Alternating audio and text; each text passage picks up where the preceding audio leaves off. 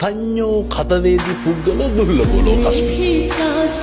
මේ ලෝකේ කෙලෙහිගුණ දන්න මිනිස්සු හරිය දුර්ලභයි. ඒක නම් ඇත්තද? අවශ්‍යතාවයේ සම්පූර්ණ වුණාට පස්සේ ආය මිනිස්සු අපි තියාගන්නේ නැහැ. කාර්ය කෙරවෙනතුරු කාගේ රැවටිල්ල කියලා ඔය අපේ ජන කවිය ඒවා හොඳට පත්තියන් වෙච්ච මිනිස්සුන්ගේ කටවල් වලින් කියවිච්ච. බුදුහාමුදුරුවෝ එදා එහෙම කිව්වෙත් එදත් එහෙම ඉඳලා තියෙනවා. අදත් තියෙනවා. මේක හෙට මීට වඩා වැඩි වෙනවා. කාලේ හොඳයි. අද වැරදි. ආයෙත් හොඳයි.